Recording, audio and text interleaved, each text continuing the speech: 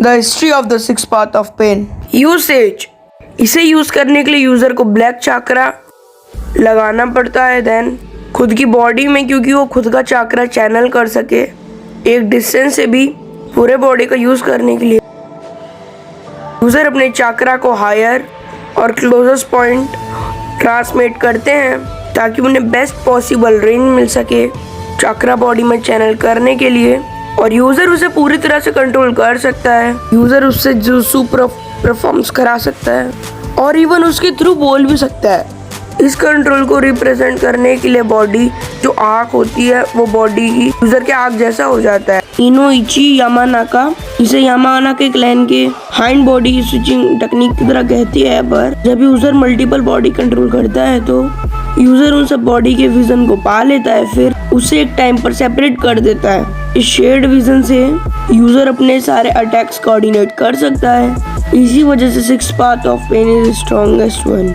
अगर इसे एक साथ यूज करा जाए तो एलिमेंट ऑफ टाइम जो एनिमे को पूरी तरह से डरा सकती है। इस टेक्निक का ड्रॉबैक भी है, तो इसके कास्टर को किसी भी तरह से इंटरप्ट करे, चाकरा ट्रांसमिटिंग रुक सकता है, फिर एक बॉडी किसी भी अटैक को डिफेंड नहीं कर पाएंगे। नगाटोस पाथ से लड़ने के बाद नागाटो ने सिक्स पाथ पेन को क्रिएट करा था, फिर वो सिक्स बॉडीज को कंट्रोल करने लगा जो उसके वेल कैरी आउट करेंगे पेन के नाम से। एनिमे में पहला बॉडी उसके दोस्त याहिको का था, जो कि उसका बहुत फेवरेट था। उसके दोस्त के हेयर कलर से मैच करने के लिए नागाटो ने अदर बॉडीज के बाल बिल्कुल सेम रख दिए और डाई कर दिए, यहाँ तक कि आईब्रोज भी। नागाटो के first six path of pain individual bodies की चीन से जिराया एनकाउंटर कर चुका था जब वो लोग जिंदा थे। नागाटो ब्लैक रिसीवर्स को उनकी बॉडीज में वियर्स कर देता है। सिक्स पाथ से फिर नागाटो एक टेक्निक परफॉर्म करता है जो वो जानता था, पर उसने हर बॉडीज को एक सिक्स पाथ टेक्निक से लिमिट कर दिया था सिवाय याहिको के, जिससे वो और भी जोजो परफॉर्म्स कर सकता था। King of hell anime summon पास क्रिएचर वो उनके साथ भी विजन शेयर करता था। नागाटो हर बॉडी को उसके नाम पाथ से रेफर करता था, सबके अपने स्पेसिफिक पर्पस थे, वी डिफेंसिव होना या फिर छोड़ना। हर पाथ की एक अपनी इम्पोर्टेंस नाराका की पावर थी कि वो दूसरे पाथ को रिस्टोर कर सकता था, जिससे ये बहुत मोस्ट वैल्यूएबल था, और इसलिए उसे प्रोटेक्ट करने के लिए नागाटो दूसरे पाथ्स को सेक्रीफाइस कर देता था, और नागाटो चल नहीं पाता था इसलिए इसको पहले से ही प्रेपर होना पड़ता था सिक्स पाथ ऑफ पेन को लेकर, खासकर तब जब उसे रेन विलेज से बाहर जाना पड़ता था। कुछ सिक्स पाथ टेक्निक बहुत ज़्यादा चाकरा कंज्यूम करते थे, उस बॉडी को नागाटो ने अपने बॉडी के करीब लाना पड़ता था, या फिर वो 5 बॉडी से अपना चाकरा हटा के एक बॉडी पर फोकस करे।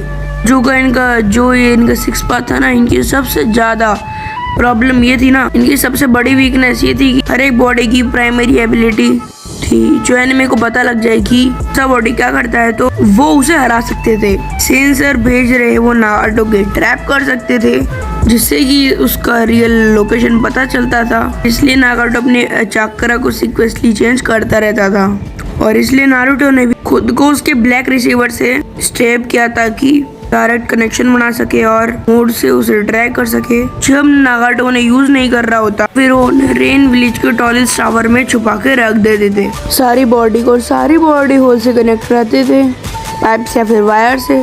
स्लाइडिंग कवर थे जिसमें रेन विलेज का सिंबल था जो बॉडी के फेसेस को छुपाए रखते थे।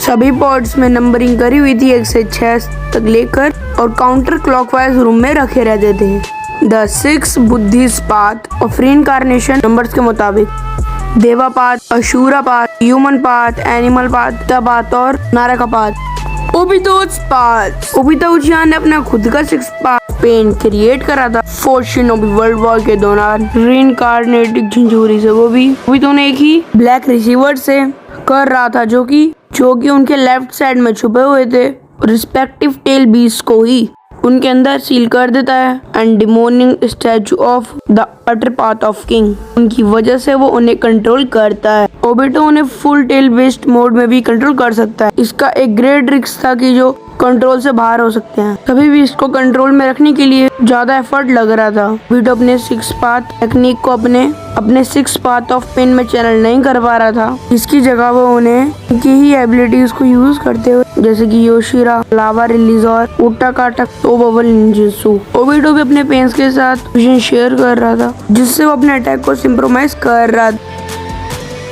Influences 6 Buddhist path of reincarnation based her path name थे देवा, असुरा, ह्यूमन, एनिमल, सीता और एंडमैन नारका। और पाथ या रेंथ एक उस रीन को रिप्रेजेंट कर रहे थे जिसमें मरने के बाद जिस बीइंग रिबॉर्न होता है उसके पास्ट लाइफ के कार्मा के हिसाब से। 2 लोअर पाथ्स प्रेता और नारका ये हेलिश हैं, तो हायर पाथ्स देवा और असुरा ये हेवनली है। इन सभी 6 पास ऑफ सफरिंग कहा जाता है क्योंकि ये साइकिल ऑफ रीइंकार्नेशन है और इससे बाहर निकलकर हायर स्टेट में जाने के लिए एनलाइटमेंट हासिल करना पड़ता है।